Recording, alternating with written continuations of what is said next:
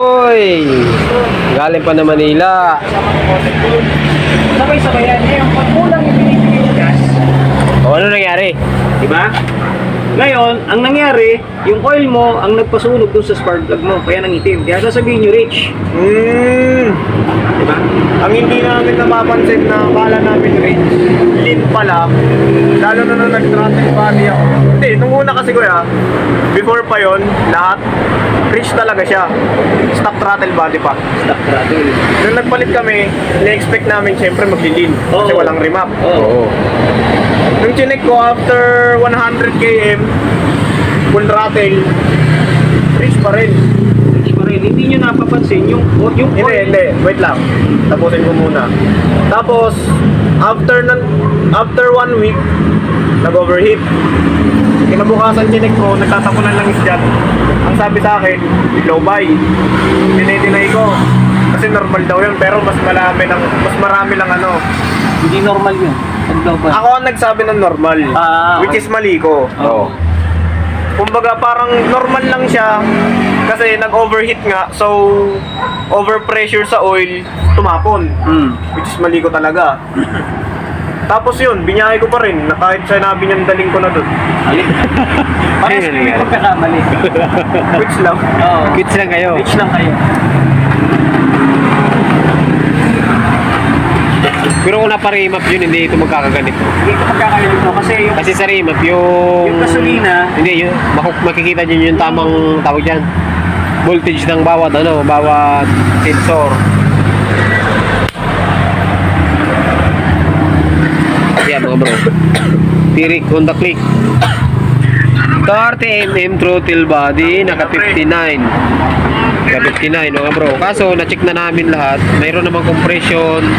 Malakas ang fuel pump, injector malakas ang battery. Yun lang talaga. Hey mga Mark, bro. pera mo Raider! Pero ang problema, ano to mga bro? Hindi natin magagawa ngayon kasi wala naman tayong parts talaga. So, papahatak na bro papunta na Manila. Quezon City pa si bro eh. 5.5 din black tsaka ano. Ayun, mahal. Quezon City, malayo-layo.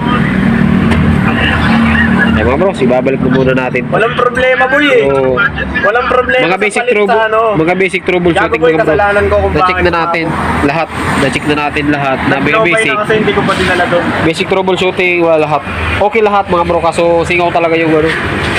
Ang ano namin, singaw yung black, may tama, or yung Ano barbula. nag-overheat ron ng birthday Okay? ko? So, ganito lang. Kinabukasan dinala ko na doon.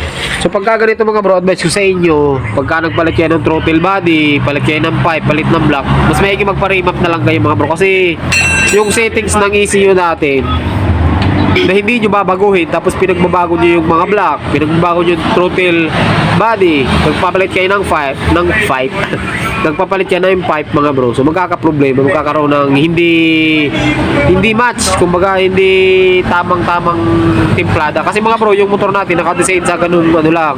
Yung bore, yung throttle body naka-design lang. Pero magkaganyan, pinalitan nyo, hindi kayo nagpa-remap. Titirikan talaga kayo. Gaya ni bro, papunta pa si bro ng Santa Cruz, may deliver. Problema, tinirikan dito, malayong pinagtulakan niya dyan eh. Dito sa atin inabot, sinik naman natin lahat mga bro. May redondo naman siya, malakas. Spark plug malakas, injector malakas, pump malakas. So, yun lang. Talagang singaw talaga kasi medyo mahina yung compression niya.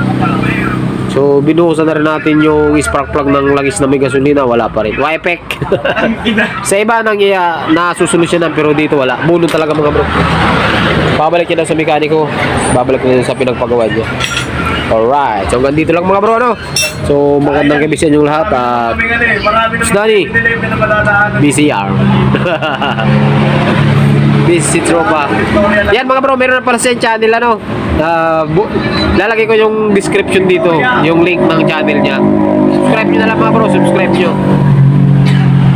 Alright. So, hanggang dito lang. Magandang gabi sa inyong lahat. At ride safe lagi mga bro.